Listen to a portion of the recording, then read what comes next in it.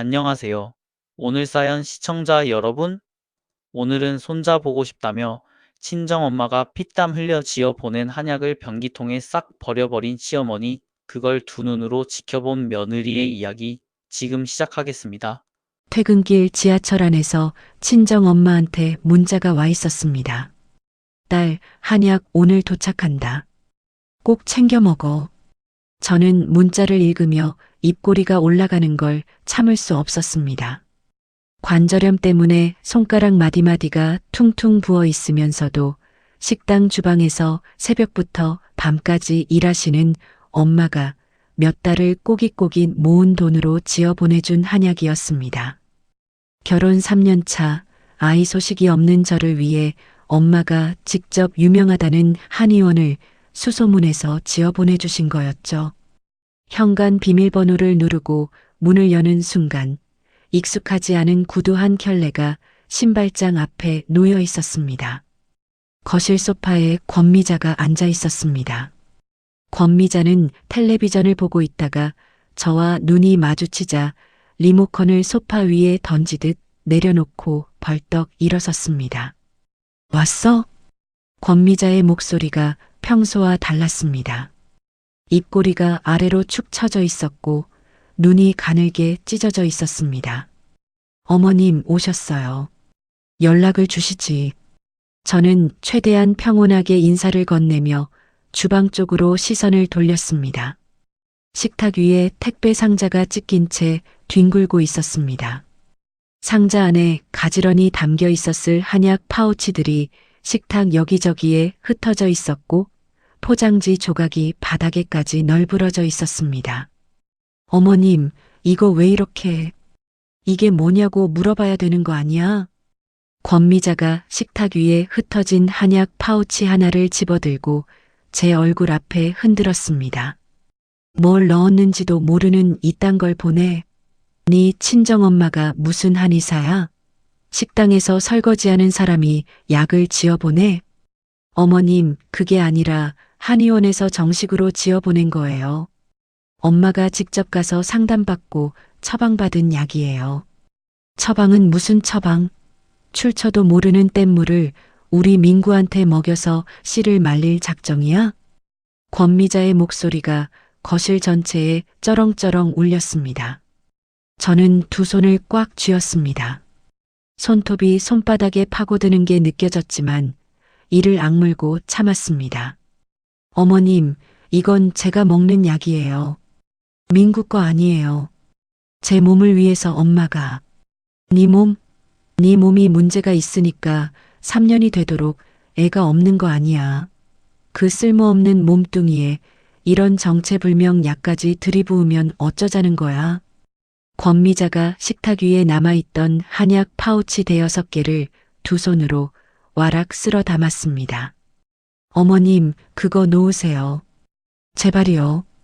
저는 권미자의 뒤를 따라갔습니다. 권미자는 성큼성큼 복도를 지나 화장실 문을 벌컥 열었습니다. 어머님, 권미자가 변기 뚜껑을 발로 걷어 올렸습니다. 한약 파우치 하나를 이빨로 뜯어 찢더니 시커먼 한약 진액을 변기통 안으로 쏟아부었습니다. 어머님, 제발 그만하세요. 그거 엄마가 몇 달을 모아서 지어준 거예요. 몇 달을 모았으면 뭘 해? 이런 뗏물을 귀한 우리 아들한테 먹이겠다고. 권미자는 두 번째, 세 번째 파우치를 연달아 뜯으며 변기통에 쏟았습니다. 시커먼 진액이 하얀 변기 안에서 소용돌이를 이루었습니다. 네 번째, 다섯 번째. 권미자는 마지막 파우치까지 남김없이 뜯어 쏟아부은 뒤 보란듯이 변기물을 내렸습니다. 콱!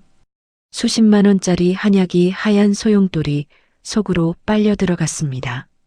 엄마의 부은 손가락이 떠올랐습니다.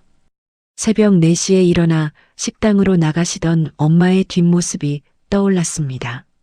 저는 변기 속으로 사라지는 시커먼 물을 가만히 내려다보았습니다. 권미자가 두 손을 탁탁 털며 화장실을 나갔습니다. 앞으로 네 친정에서 이딴 것 또 보내면 그때는 약 말고 네 짐을 쌀 줄 알아. 저는 화장실 문틀에 기대선 채 잠시 눈을 감았습니다. 그리고 천천히 눈을 떴습니다. 놀랍게도 손이 떨리지 않았습니다. 머릿속이 오히려 차갑게 맑아졌습니다. 저는 화장실을 나와 안방으로 들어갔습니다. 옷장 맨 윗칸에서 가장 큰 캐리어를 끌어내렸습니다. 서랍을 열어 제 옷가지를 꺼내 캐리어 안에 넣기 시작했습니다. 속옷, 외투, 출근복. 그 다음 화장대 서랍에서 통장과 인감증명서, 전세계약서, 사본을 꺼내 파우치에 담았습니다. 야, 너 지금 뭐 하는 거야? 권미자가 안방문을 벌컥 열고 들어왔습니다. 시어미 앞에서 감히 짐을 싸? 네가 지금 어디를 가겠다는 거야? 저는 대답하지 않았습니다. 캐리어 지퍼를 끝까지 잠그고 바퀴를 세운 뒤 안방을 나왔습니다. 서방한테 전화한다. 네 인연이 미쳤어. 권미자의 고함이 등 뒤에서 쏟아졌지만 저는 현관을 향해 걸음을 멈추지 않았습니다.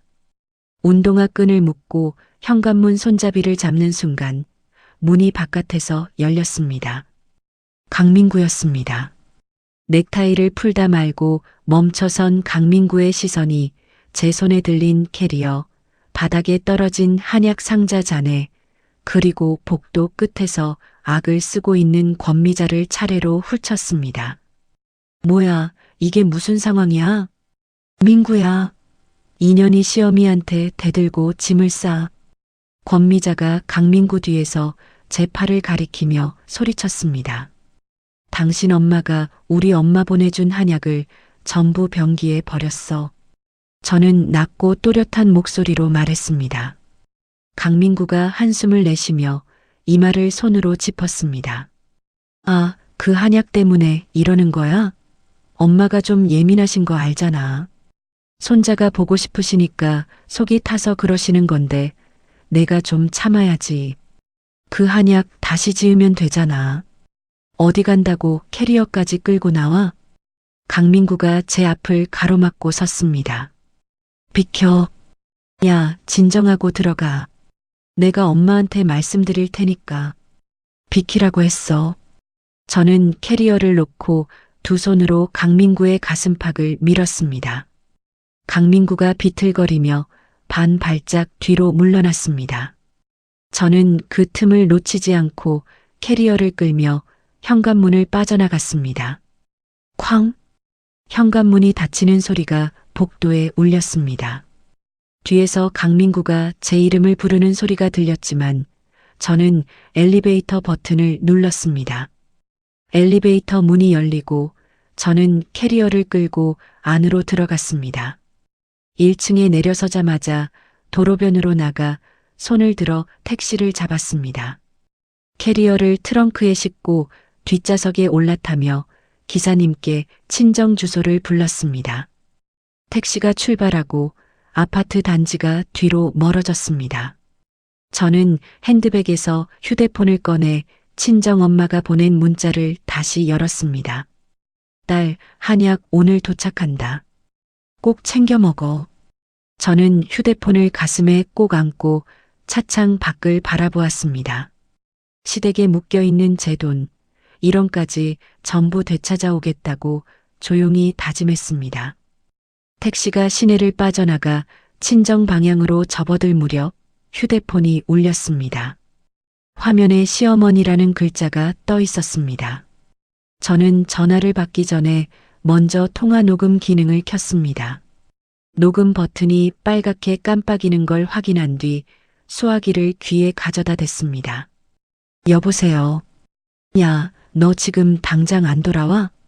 권미자의 목소리가 수화기 너머로 쏟아졌습니다. 시어미 앞에서 짐 싸들고 나간 며느리가 어디 있어? 당장 돌아와서 무릎 꿇고 빌어. 안 그러면 이혼이야, 이혼.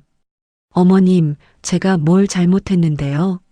잘못은 싸구려 한약 몇 봉지 버린 게 대수라고 이 난리야.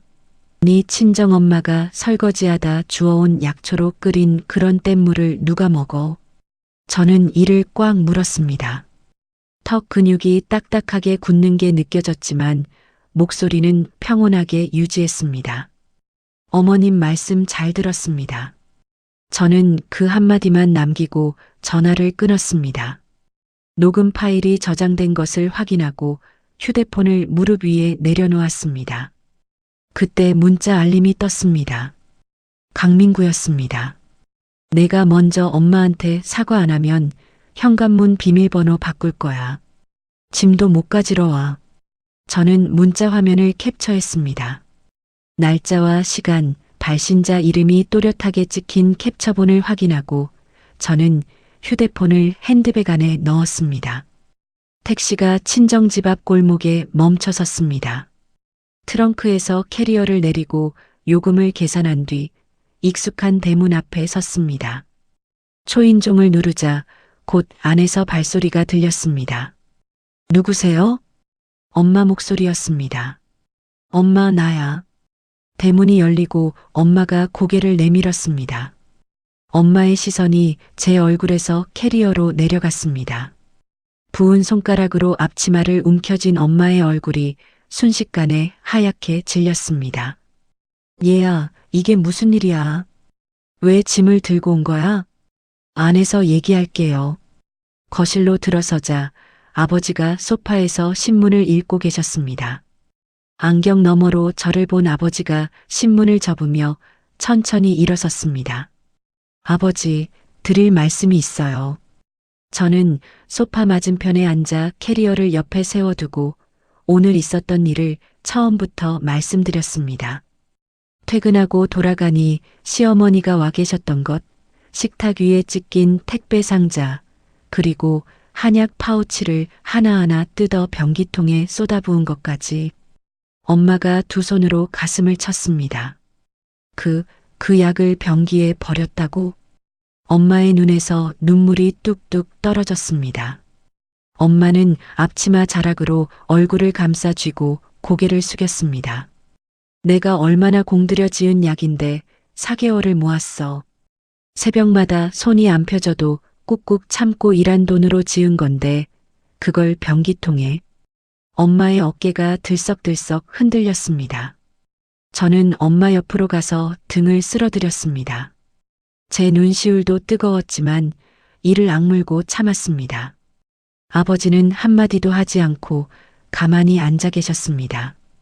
신문을 쥐고 있던 손가락 끝이 하얗게 변할 만큼 힘이 들어가 있었고 입술을 꽉 다문 아버지의 턱 근육이 돌덩이처럼 단단하게 굳어 있었습니다.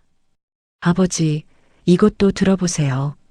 저는 휴대폰을 꺼내 권미자의 통화 녹음 파일을 재생했습니다.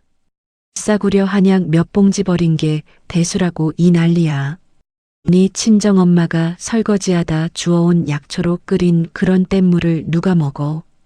권미자의 날카로운 목소리가 조용한 거실에 울려 퍼졌습니다. 녹음이 끝나고 저는 강민구의 문자 캡처 화면을 아버지 앞에 내밀었습니다. 민구 문자예요. 사과 안 하면 비밀번호 바꾸겠대요. 아버지가 안경을 벗었습니다. 안경다리를 접어 탁자 위에 내려놓은 아버지의 손이 미세하게 떨리고 있었습니다.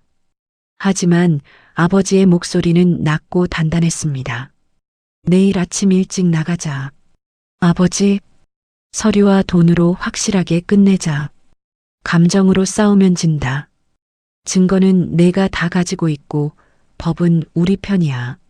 아버지가 자리에서 일어나 서재로 들어가셨습니다. 법무사 사무장으로 30년을 일하신 아버지의 뒷모습은 흔들림이 없었습니다. 그날 밤 저는 어린 시절 쓰던 방에 누워 천장을 바라보았습니다. 강민구에게서 문자가 계속 왔습니다. 언제 들어올 거야? 엄마가 속상해 하시잖아. 장난하지 말고 빨리 와. 저는 문자를 하나하나 읽고 캡처만 한 뒤 답장을 보내지 않았습니다. 다음 날 아침 8시 저는 아버지와 나란히 서초동으로 향했습니다. 아버지가 미리 연락해둔 변호사 사무실이었습니다. 앉으세요. 변호사가 자리를 권하고 저는 준비해 온 것들을 하나씩 테이블 위에 올려놓았습니다. 권미자의 폭언이 담긴 통화 녹음 파일, 강민구의 협박성 문자 캡처본, 그리고 전세, 계약서 사본까지. 변호사가 녹음 파일을 처음부터 끝까지 듣고 문자 화면을 꼼꼼히 살펴본 뒤 고개를 끄덕였습니다. 이 녹음이면 충분합니다. 시어머니의 폭언 자체가 혼인을 지속하기 어려운 사유가 되고 남편이 제지하기는커녕 오히려 동조한 정황까지 있으니까요. 별거도 정당한 사유로 인정받을 수 있습니다. 변호사님, 이혼 소장 접수 부탁드립니다. 저는 망설임 없이 말했습니다. 그리고 하나 더 부탁드릴 게 있습니다. 저는 아버지를 한번 바라본 뒤 다시 변호사를 향해 입을 열었습니다. 지금 살고 있는 신혼집 전세가 딱 한 달 뒤에 만기예요. 전세금 전액 돌려받는 것하고 시어머니 식당 보증금으로 빌려준 제 돈을 회수하는 것까지 같이 진행해 주세요. 변호사가 메모를 하며 고개를 끄덕였습니다. 아버지가 옆에서 두 팔짱을 끼고 묵묵히 앉아 계셨습니다. 아버지의 굳은 표정 속에서 저는 흔들리지 않는 단단한 벽 같은 것을 느꼈습니다. 변호사 사무실을 나서며 저는 아버지의 팔을 잡았습니다. 아버지, 고마워요. 고마울 거 없다. 내 돈 내가 찾는 거야. 아버지가 짧게 말씀하시고 앞서 걸으셨습니다. 변호사 사무실을 나온 뒤 저는 아버지와 함께 근처 커피숍에 들어가 자리를 잡았습니다. 테이블 위에 서류 봉투를 올려놓고 저는 아버지에게 하나씩 꺼내 보여드렸습니다. 아버지, 지금 신혼집 전세금 3억 원은 전액 제 이름으로 계약되어 있어요. 2억은 제가 결혼 전에 모아둔 돈이고 1억은 아버지랑 엄마가 보태주신 거예요. 민구놈은 한 푼도 안 넣었다는 거지? 네. 전세 계약서 명의도 제 이름이에요. 저는 계약서 사본을 펼쳐 아버지 앞에 밀었습니다. 아버지가 안경을 쓰고 계약서를 한 줄 한 줄 짚어 읽으셨습니다. 이건요. 저는 두 번째 서류를 꺼냈습니다. 접혀서 모서리가 다른 종이 한 장이었습니다. 시어머니가 2년 전에 식당 차릴 때 보증금이 모자라다고 하셔서 5천만 원을 빌려드렸어요. 그때 혹시 몰라서 차용증을 써달라고 했더니 시어머니가 며느리가 시어미를 못 믿냐고 길길이 뛰셨는데 제가 끝까지 우겨서 도장까지 받아뒀어요. 차용증에는 권미자의 이름과 도장, 빌린 금액 5천만 원, 날짜가 또렷하게 적혀 있었습니다. 그리고 이건 제 통장에서 권미자 계좌로 5천만 원이 이체된 내역서예요. 아버지가 차용증과 이체 내역서를 나란히 놓고 번갈아 보셨습니다.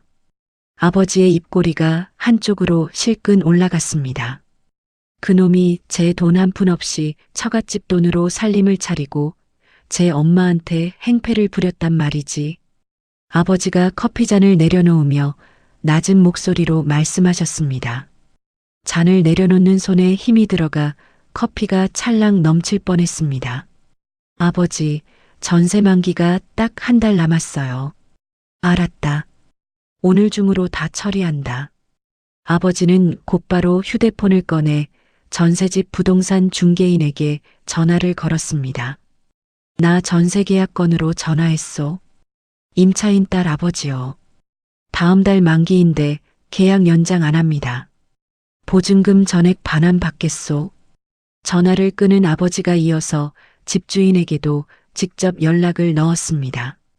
전세 계약을 절대 연장하지 않겠다는 뜻을 분명히 전하고 우체국을 통해 정식으로 서면 통지를 보내겠다고 말씀하셨습니다. 다음은 이거다. 아버지가 차용증을 집어들었습니다. 권미자가 빌려간 5천만 원, 2년이 넘도록 이자는커녕 원금 한 푼도 안 갚았지? 네. 갚겠다는 말도 한 번 없었어요. 좋아. 이 차용증이면 법원에 권미자 식당 보증금을 못 빼가게 묶어버릴 수 있어. 아버지가 서류를 봉투에 다시 넣으며 말씀하셨습니다. 법무사 사무장으로 수십 년을 일하신 아버지에게 이런 서류 작업은 손에 익은 일이었습니다. 커피숍을 나온 뒤 아버지는 곧장 우체국으로 가서 집주인 앞으로 전세 계약 만료 통보 서면을 보내셨습니다. 저는 아버지 옆에 서서 아버지가 서류를 작성하고 접수하는 모습을 지켜보았습니다. 아버지의 손은 빠르고 정확했습니다. 우체국을 나와 아버지는 바로 법원으로 향하셨습니다.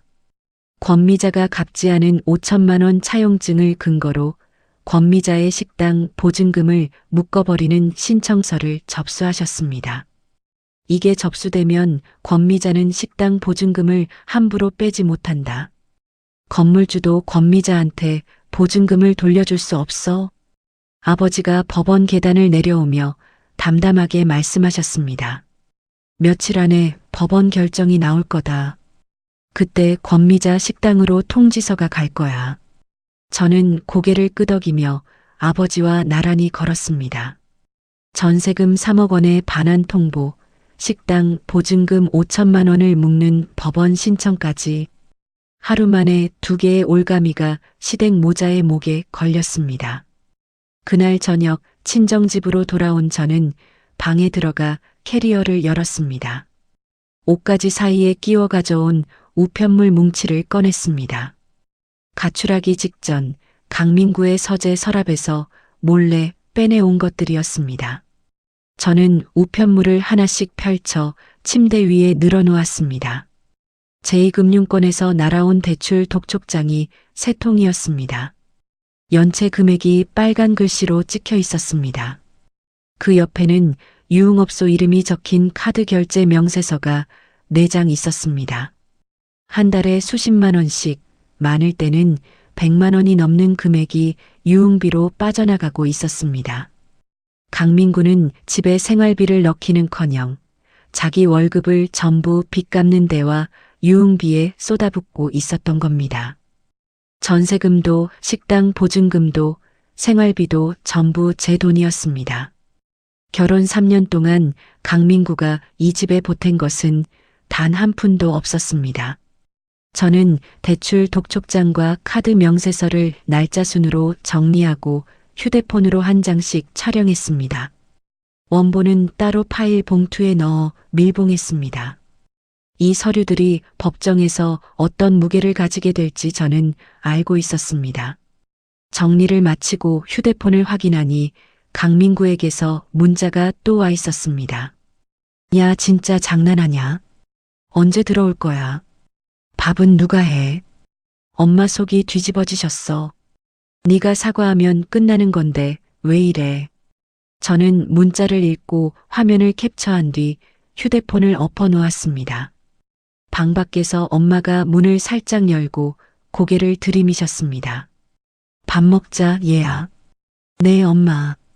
나갈게요. 저는 서류 봉투를 캐리어 안에 다시 넣고 지퍼를 잠갔습니다.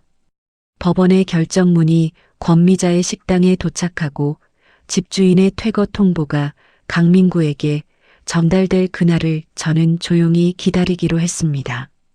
며칠이 지났습니다. 법원의 결정문과 우체국에 서면 통지가 배달될 시간을 머릿속으로 계산하고 있던 어느 오전 엄마에게서 전화가 왔습니다. 얘야, 시어머니가 시장에 왔어. 엄마, 뭐라고요? 권미자 씨가 시장 입구에 돗자리를 깔고 드러누웠어. 상인들이 연락해 왔어. 저는 외출 준비를 하고 있던 아버지와 눈이 마주쳤습니다. 아버지에게 상황을 전하자 아버지가 현관문 쪽으로 성큼 걸으셨습니다. 가보자.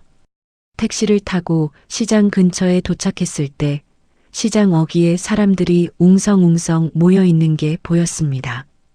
사람들 사이로 비집고 들어가자 권미자가 바닥에 깔아놓은 돗자리 위에 대자로 드러누워 있었습니다. 아이고, 아이고. 이 독한 며느리가 늙은 시어미를 버리고 도망을 갔어. 아이고, 내 팔자야. 권미자가 가슴을 치며 곡소리를 냈습니다. 머리카락이 헝클어져 있었고 눈두덩이가 벌겋게 부어 있었습니다. 지나가던 행인들이 발걸음을 멈추고 구경했습니다. 저 사람 누구야? 며느리한테 쫓겨났나 봐. 수군거리는 소리가 들렸습니다. 권미자가 목청을 더 높였습니다. 사돈이 보내준 약 좀 치웠다고 며느리가 집을 나가버렸어. 세상에 이런 불효막심한 며느리가 어디 있어. 그때 시장 안쪽에서 생선 장사를 하는 아주머니 한 분이 앞치마를 두른 채 성큼 걸어 나왔습니다. 이 아주머니는 엄마와 오래전부터 같은 시장에서 일하며 친하게 지내온 사이였습니다. 어머, 저 사람이 그 시어머니야? 아주머니가 권미자를 위해서 내려다보며 허리에 손을 얹었습니다. 약을 치우긴 뭘 치워. 며느리 친정엄마가 관절염에 손가락도 못 펴면서 4개월을 모아서 지어보낸 한약을 변기통에 싹 쏟아버렸다며. 권미자의 곡소리가 뚝 멈췄습니다. 권미자가 눈을 크게 뜨고 아주머니를 올려다보았습니다. 그게 아니라. 뭐가 아니야. 며느리 친정 돈으로 식당 차려놓고 사장님 행세하더니 이제 시장에까지 와서 행패야? 옆에서 반찬 가게를 하는 아주머니도 팔짱을 끼고 다가왔습니다. 맞아, 나도 다 들었어. 며느리 돈으로 전셋집 살고 며느리 돈으로 식당 보증금 냈으면서 은혜를 모르는 것도 모자라 귀한 약을 변기에 버려? 체면도 없지. 그러고도 여기 와서 며느리 욕을 해? 상인들이 하나둘 모여들며 권미자를 향해 손가락질을 했습니다. 엄마가 이 시장에서 얼마나 성실하고 고되게 일해왔는지 상인들은 모두 알고 있었습니다. 엄마의 부은 손가락으로 주방일을 하는 모습을 매일 지켜봐 온 사람들이었습니다. 며칠 전 엄마가 눈물을 흘리며 한약이 버려진 이야기를 꺼냈을 때 시장 상인들 사이에 그 소문은 이미 퍼질 대로 퍼져 있었던 겁니다. 어디서 돗자리 깔고 징징이야. 창피한 줄 알아. 생선 가게 아주머니가 권미자의 돗자리 끝을 발로 걷어찼습니다. 권미자의 얼굴이 시뻘겋게 달아올랐습니다. 바닥에 누워있던 권미자가 허겁지겁 몸을 일으켰습니다. 돗자리를 아무렇게나 말아 겨드랑이에 끼고 고개를 푹 숙인 채 시장 밖으로 종종 걸음을 쳤습니다. 상인들의 삿대질과 핀잔이 권미자의 등 뒤로 쏟아졌습니다. 쯧쯧, 저런 시어머니한테 시집간 며느리가 불쌍하지. 저는 시장 골목 끝으로 사라지는 권미자의 뒷모습을 가만히 바라보았습니다. 아버지가 제 옆에 서서 팔짱을 끼고 같은 방향을 보고 계셨습니다. 아버지, 내용 증명이랑 법원 결정문은 오늘이나 내일쯤 도착하겠죠? 그래. 이제 시작이다. 아버지가 짧게 대답하셨습니다. 그날 오후였습니다. 강민구에게서 전화가 왔습니다. 저는 전화를 받지 않았습니다. 수신 차단 버튼을 눌러 강민구의 번호를 차단 목록에 넣었습니다. 그리고 얼마 뒤 강민구에게서 온 마지막 문자 한 통이 차단 직전에 도착해 있었습니다. 집주인한테 나가라는 서류가 왔는데 이게 뭐야? 너 이거 알고 있었어? 전화 좀 받아. 저는 그 문자를 캡처하고 휴대폰을 내려놓았습니다. 같은 시각 권미자의 식당에서도 일이 벌어지고 있었습니다. 나중에 전해 들은 이야기입니다. 점심 장사가 한창이던 시간 식당 문을 열고 들어온 우체부가 권미자에게 등기 우편 한 통을 건넸습니다. 법원 도장이 찍힌 두꺼운 봉투였습니다. 권미자가 봉투를 뜯고 안에 든 서류를 읽었습니다. 식당 보증금 5천만 원에 대한 법원의 결정문이었습니다. 빌려간 돈을 갚을 때까지 보증금을 함부로 뺄 수 없도록 묶어놓는 결정이었습니다. 권미자의 다리에서 힘이 빠졌습니다. 서류를 쥔 채 주방 바닥에 털썩 주저앉았습니다. 점심 손님들이 무슨 일이냐며 고개를 돌렸습니다. 그때 권미자의 휴대폰이 울렸습니다. 식당이 있는 건물 주인이었습니다. 권 사장, 법원에서 서류가 나한테도 왔는데 보증금이 묶였다며? 이런 식이면 나도 곤란해. 빨리 정리 안 하면 가게 빼야 될 수도 있어. 권미자가 바닥에 앉은 채 건물 주인에게 사정하는 소리가 주방 밖까지 새어나왔습니다. 저는 친정집 거실에서 아버지와 마주 앉아 저녁을 먹고 있었습니다. 엄마가 차려주신 된장찌개에서 김이 모락모락 올라왔습니다. 아버지, 이제 어떻게 되는 거예요? 전세금 반환 통보는 갔고 식당 보증금은 묶였다. 저 모자가 자기들이 뭘 잃게 되는 건지 이제야 알겠지. 아버지가 숟가락을 내려놓으며 말씀하셨습니다. 변기에 쏟아버린 게 한약이 아니라 제 목숨줄이었다는 걸 말이에요. 저는 된장찌개 국물을 한 숟가락 떠입에 넣었습니다. 뜨거운 국물이 목을 타고 내려갔습니다. 며칠 뒤 늦은 저녁이었습니다. 저는 거실에서 엄마와 나란히 앉아 텔레비전을 보고 있었습니다. 아버지는 서재에서 서류를 정리하고 계셨습니다. 딩동, 딩동, 딩동. 초인종이 연달아 울렸습니다. 한 번도 아니고 3번, 4번 쉬지 않고 눌러대는 소리였습니다. 엄마가 깜짝 놀라 제 팔을 잡았습니다. 이 밤에 누가 온 거야?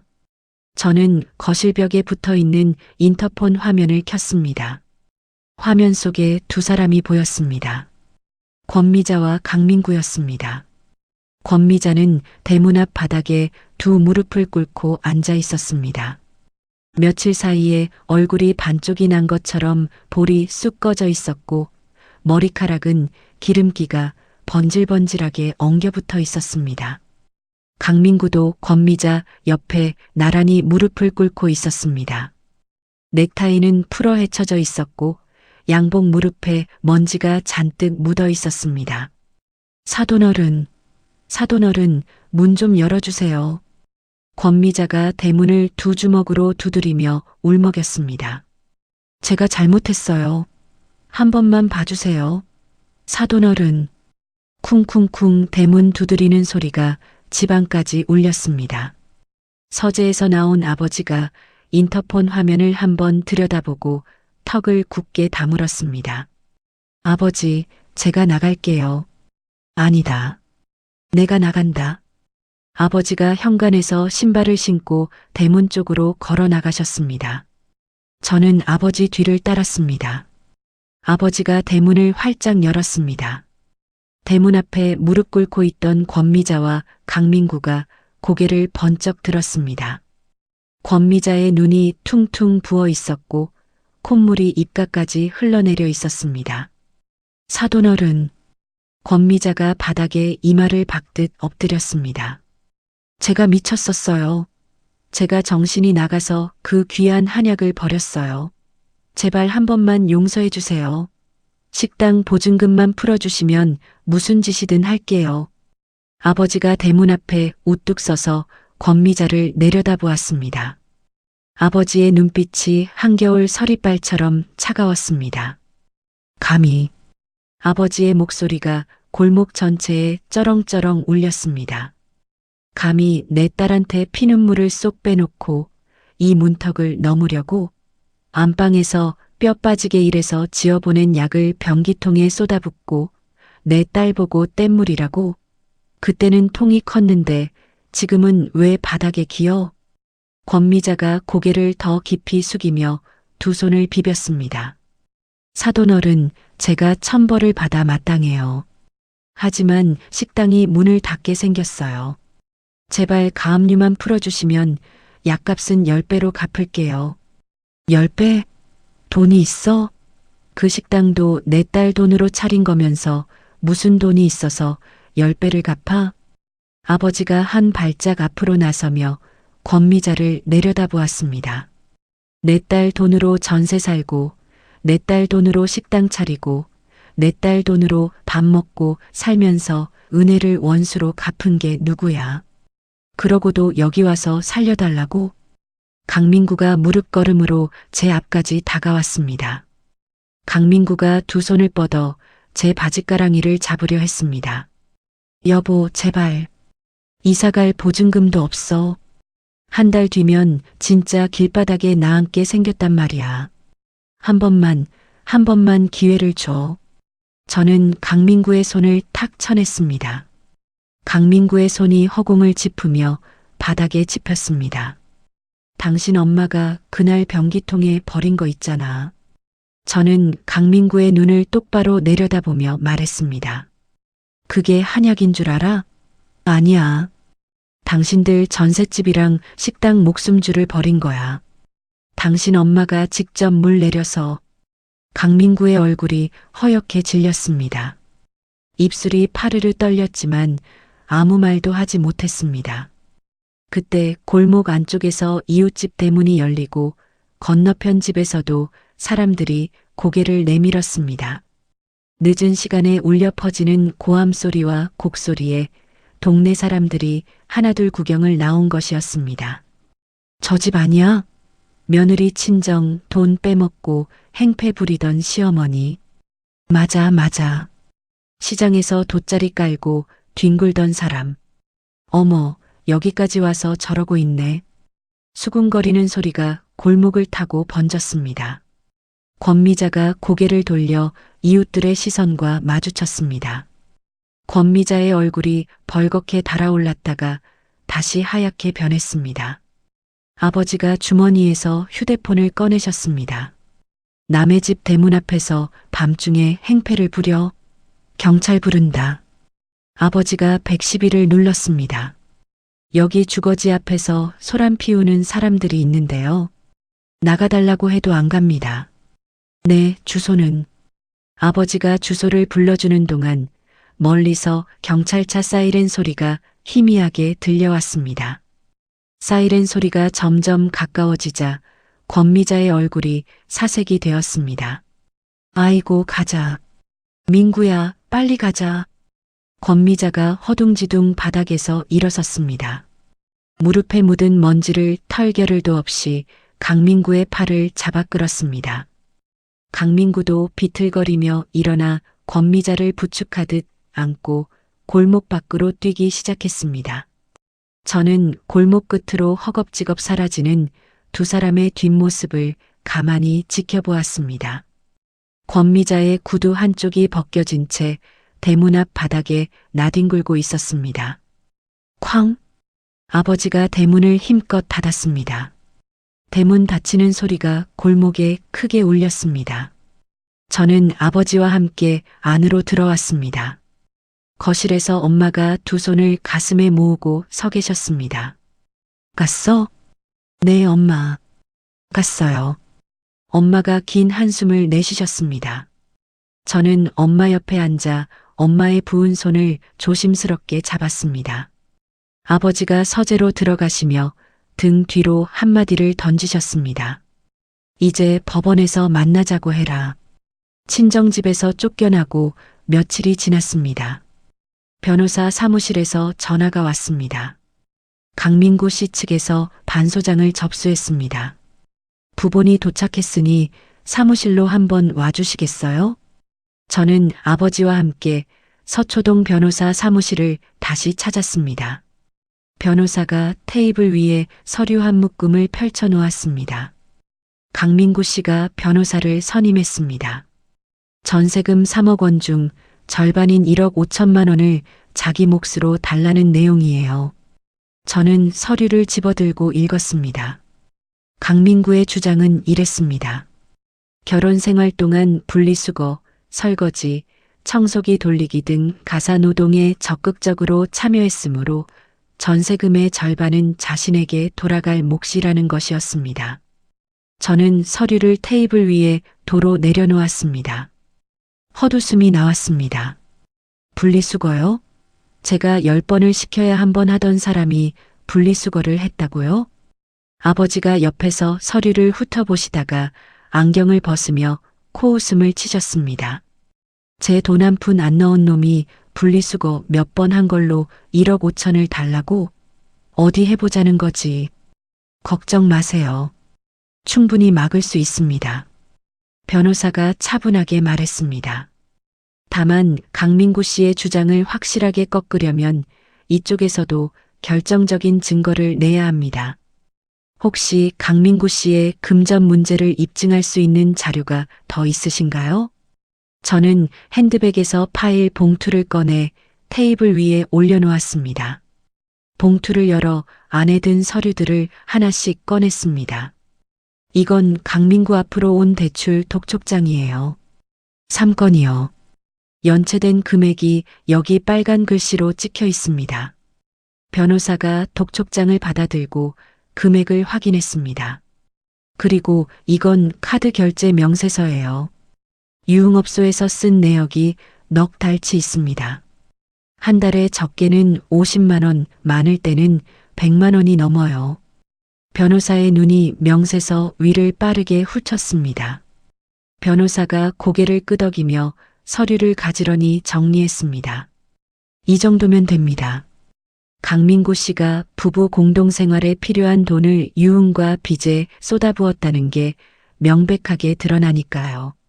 가사 노동 기여도를 주장하는 쪽에서 오히려 가정 경제를 망가뜨렸다는 걸 보여주면 됩니다. 위자료 청구도 같이 가능한 거죠? 물론이죠. 시어머니의 폭언 녹음 파일도 정식 증거로 제출하겠습니다. 혼인 파탄의 원인이 전적으로 상대방에게 있다는 걸 법원에서 인정받을 수 있습니다.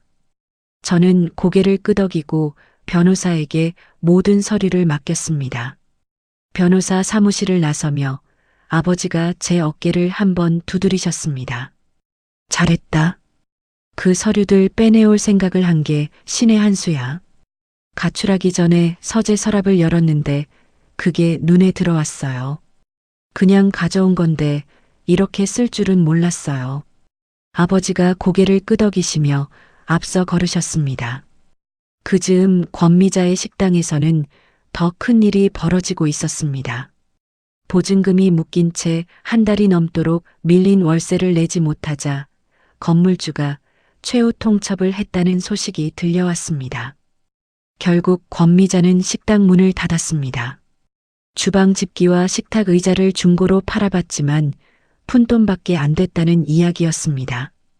식당 간판이 떼어지고 셔터가 내려진 가게 앞에서 권미자가 한참을 서 있었다는 말도 전해 들었습니다. 갈 곳이 없어진 권미자는 강민구의 전셋집으로 짐을 싸들고 들어왔습니다.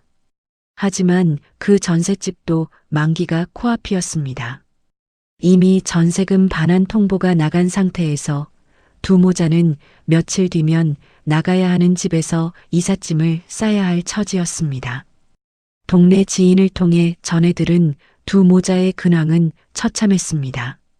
강민구가 퇴근하고 돌아오면 권미자가 현관에서부터 악을 썼다고 합니다. 내 마누라가 도망간 게 다 내 탓이야. 네가 잘했으면 이 지경이 됐겠어. 내 탓이라고? 엄마가 한약을 왜 버려서 이 일이 난 건데 나한테 따져? 뭐, 이 불효자식이 엄마한테 대들어? 매일 밤 소리가 났다고 합니다.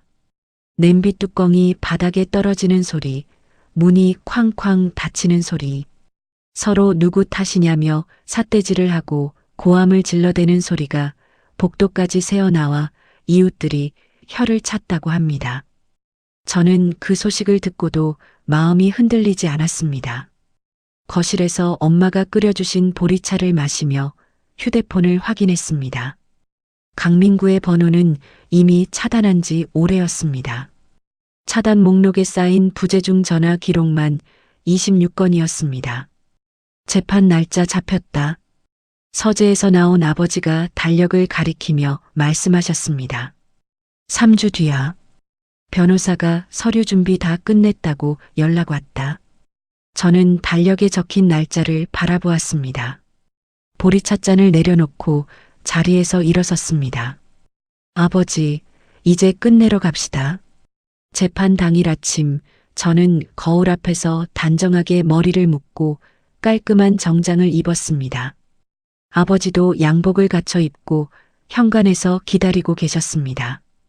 법원에 도착해 복도를 걸어가는데 맞은편 끝에서 두 사람이 걸어오는 게 보였습니다.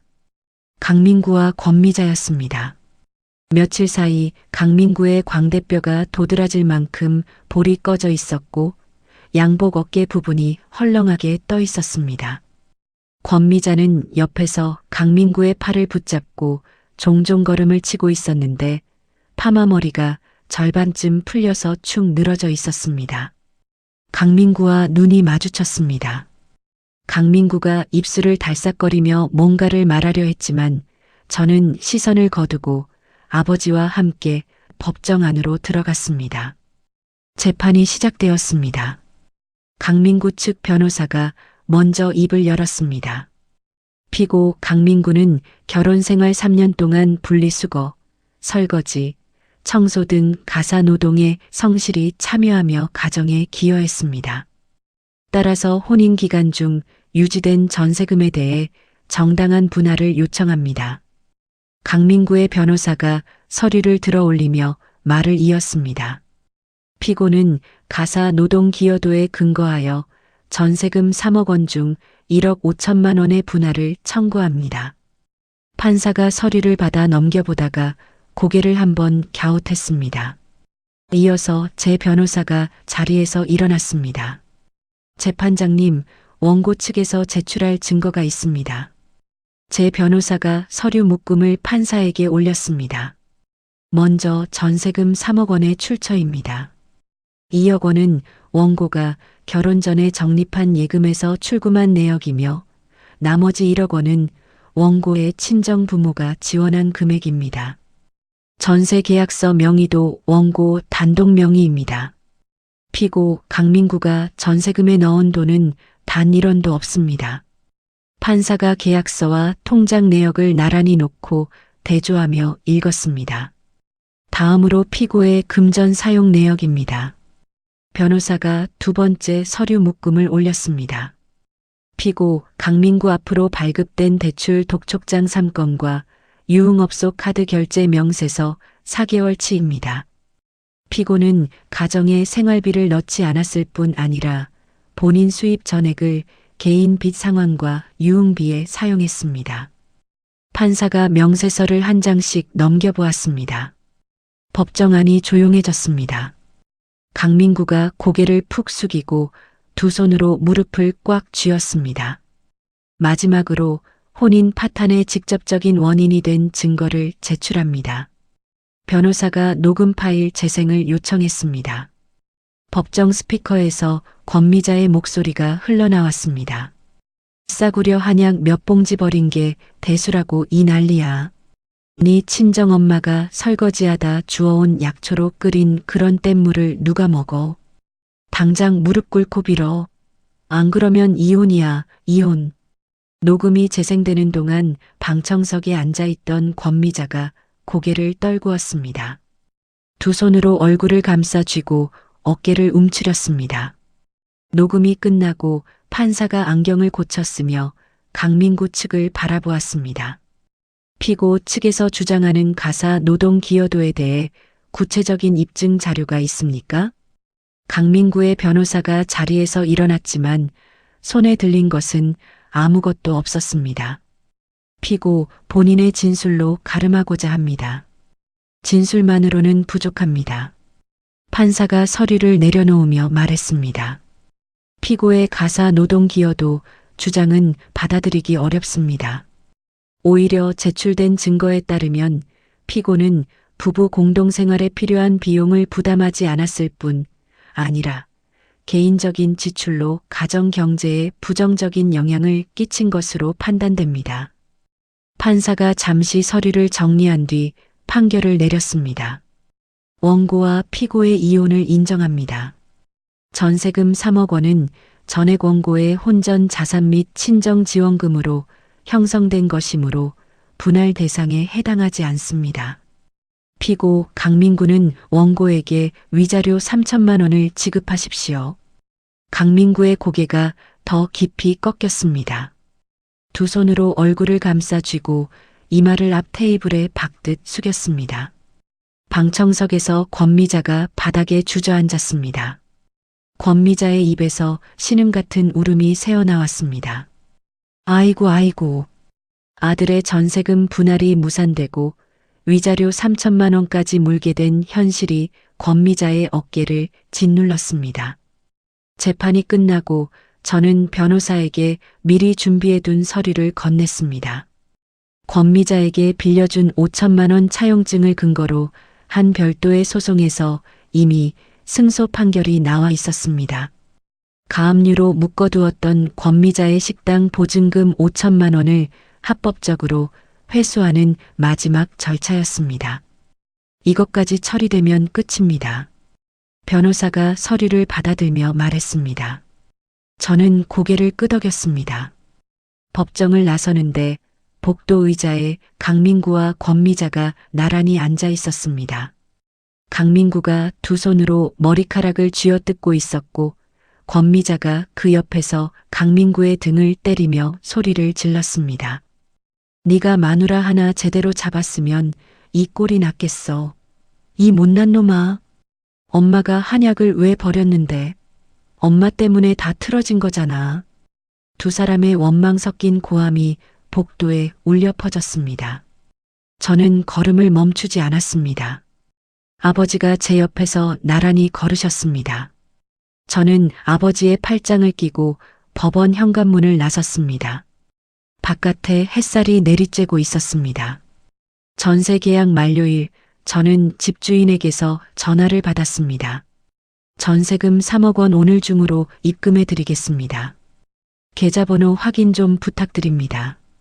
저는 제 통장 계좌번호를 불러드렸습니다. 오후 2시 휴대폰에 입금 알림이 떴습니다. 3억 원, 1원 한 푼 빠짐없이 제 통장으로 들어왔습니다. 저는 알림 화면을 한참 들여다보았습니다. 가슴 한켠에 무겁게 얹혀있던 돌덩이가 들려나가는 것 같았습니다. 며칠 뒤 권미자의 식당 보증금 5천만 원도 법원 판결에 따라 제 통장으로 입금되었습니다. 차용증 한 장이 5천만 원을 고스란히 되돌려 놓았습니다. 갈 곳이 없어진 강민구와 권미자의 소식은 동네 지인들을 통해 간간히 들려왔습니다. 이삿짐 센터를 부를 돈이 없어서 옷가지와 이불을 보따리에 싸서 날랐다고 합니다. 두 모자가 들어간 곳은 외곽에 있는 낡은 반지하 단칸방이었습니다. 보증금 없이 월세만 내는 방이었는데 벽에 곰팡이가 피어 있고 창문 바로 앞으로 사람들의 발이 지나다녔다고 합니다. 며칠 뒤에는 그 반지하 방에서 매일 밤소리가 난다는 이야기도 들렸습니다. 밥값은 누가 내? 네 월급은 다 어디로 가는 거야? 엄마 월급이 대출 이자 내면 남는 게 없다고 몇 번을 말해. 그럼 굶으라는 거야. 이 불효자식아. 냄비를 던지고 문을 쾅 닫고 서로 소리를 지르고 옆방 사는 사람이 벽을 두드리며 조용히 하라고 할 정도였다고 합니다. 강민구는 위자료 3천만 원을 갚을 능력이 없었습니다. 결국 강민구가 타고 다니던 오래된 중고차가 강제로 넘어갔습니다. 차까지 빼앗기고 나서 강민구의 이름은 빚을 갚을 수 없는 사람 목록에 올라갔다는 소식이었습니다. 저는 그 소식들을 듣고 고개를 한번 끄덕이고는 더 이상 묻지 않았습니다. 그 사람들의 이야기는 이제 제 이야기가 아니었습니다. 전세금을 돌려받고 2주 뒤 저는 부동산을 돌아다니며 집을 보기 시작했습니다. 세 번째로 찾아간 아파트에서 발걸음을 멈추었습니다. 남향으로 난 큰 창문으로 오후 햇살이 쏟아져 들어오는 소형 아파트였습니다. 신축이라 벽지도 마룻바닥도 깨끗했고 거실에 서면 멀리 산등성이가 보였습니다. 저는 그 자리에서 계약을 했습니다. 제 이름으로, 제 돈으로 오롯이 제 집을. 이사를 마친 날 빈 거실 한가운데 서서 창문으로 들어오는 햇살을 한참 맞았습니다. 아무도 삿대질을 하지 않는 집이었습니다.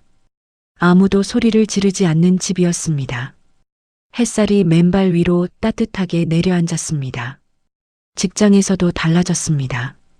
이혼 절차를 마무리한 뒤 머릿속을 짓누르던 무게가 사라지자 업무에 온전히 집중할 수 있었습니다. 야근도 마다하지 않았고 밀린 프로젝트를 하나씩 끝내 나갔습니다. 연말 인사평가에서 우수한 성과를 인정받아 승진이 확정되었습니다. 팀장이 축하한다며 악수를 건넬 때 저는 담담하게 고맙다고 인사했습니다. 승진 소식을 전해드린 날 엄마가 전화기 너머로 코를 훌쩍이셨습니다. 우리 딸 고생 많았다. 엄마, 이번 주말에 밥 먹으러 가요. 아버지도 모시고 나가요. 주말 저녁 저는 부모님을 모시고 동네에서 제일 유명한 한우 전문점으로 갔습니다. 제일 좋은 자리를 잡고 메뉴판에서 가장 비싼 특선 한우를 주문했습니다. 불판 위에 올려진 고기가 지글지글 소리를 내며 익어갔습니다. 저는 집게로 고기를 하나하나 뒤집으며 가장 잘 익은 조각을 골라 아버지 앞접시에 올려드렸습니다. 아버지, 드세요. 아버지가 짧게 대답하시고 고기를 입에 넣으셨습니다. 아버지의 입꼬리가 살짝 올라갔습니다. 엄마 앞접시에도 고기를 올려드렸습니다. 엄마가 두 손을 무릎 위에 모으고 고기를 내려다보셨습니다. 이런 비싼 걸 시켜도 되는 거야? 엄마, 오늘은 제가 쏘는 거예요. 마음껏 드세요. 엄마가 젓가락을 들어 고기를 한 점 집으셨습니다. 부은 손가락 마디 사이로 젓가락이 살짝 미끄러지는 게 보였습니다. 저는 모른 척 고개를 돌리고 제 앞에 있는 고기를 집었습니다. 식사가 반쯤 진행되었을 때 저는 핸드백에서 봉투 하나를 꺼내 엄마 손 위에 올려드렸습니다. 이게 뭐야? 용돈이에요. 그동안 마음고생 많으셨잖아요. 엄마가 봉투를 열어 안을 들여다보시더니 고개를 저으셨습니다. 이건 너무 많아. 엄마가 이런 거 안 받아도 돼. 엄마. 저는 엄마의 부은 손을 두 손으로 감싸 쥐었습니다. 엄마가 새벽마다 일어나서 일하면서 지어 보내준 그 한약, 저 안 잊었어요. 그 마음 제가 다 알아요. 그러니까 이건 받으셔야 돼요. 엄마의 눈시울이 빨갛게 물들었습니다. 엄마가 고개를 끄덕이며 봉투를 가슴에 꼭 안았습니다. 아버지가 고기를 씹으며 아무 말 없이 창밖을 바라보셨습니다. 아버지의 눈가에 잔주름이 깊게 패여 있었지만 입가에는 흐뭇한 기운이 번져 있었습니다. 저는 불판 위에서 익어가는 고기를 뒤집으며 부모님의 얼굴을 번갈아 바라보았습니다. 엄마의 얼굴에 환한 웃음이 번졌습니다. 아버지도 고기를 한 점 더 집으시며 고개를 끄덕이셨습니다. 지글지글 고기 굽는 소리가 따뜻한 저녁을 채웠습니다. 저는 젓가락을 내려놓고 두 분의 얼굴을 가만히 바라보았습니다. 이 자리가, 이 사람들이 제가 지켜낸 전부였습니다. 자, 여기까지가 오늘의 사연이었습니다. 변기통에 한약을 쏟아부을 때 그렇게 기세등등하던 권미자는 결국 어떻게 됐습니까? 식당 문 닫고 전셋집 빼앗기고 아들이랑 곰팡이 핀 반지하 단칸방에서 매일 밤 냄비를 던지며 싸우고 있더라고요. 며느리 돈으로 누리던 모든 게 한순간에 사라진 겁니다. 본인이 직접 변기 물을 내려서요. 시청자 여러분은 어떻게 생각하시나요? 이 며느리가 되찾은 게 과연 3억 원짜리 전세금이랑 5천만 원짜리 보증금 뿐이었을까요? 저는 아니라고 봅니다. 시어머니한테 땜물이라고 모욕당하고 남편한테는 네가 참아야지 소리 듣고 켜켜이 쌓인 서름을 꾹꾹 눌러 삼키며 살았던 세월이 있었잖아요. 그 시간 속에서 점점 작아지던 자기 자신을 이 며느리는 되찾은 겁니다. 돈을 회수한 게 아니라 짓밟혔던 자존심을, 사람 구실도 못한다고 무시당했던 그 존엄을 자기 손으로 되찾은 거였죠. 살다 보면 참아야 할 것도 있고 넘겨야 할 것도 있습니다. 그런데 참는 것과 짓밟히는 건 다른 겁니다. 누군가 내 소중한 사람의 정성을 변기통에 버리렸대. 그건 더 이상 참을 일이 아니라 싸워야 할 일이더라고요. 오늘 이 사연이 여러분 가슴속에 작은 용기 하나쯤 남겨드렸으면 좋겠습니다. 오늘 사연이 시원하셨다면 구독과 좋아요 꾹 눌러주시고요. 이야기를 끝까지 들어주신 분이 계시다면 잘 들었다고 댓글 하나만 남겨주세요. 감사합니다.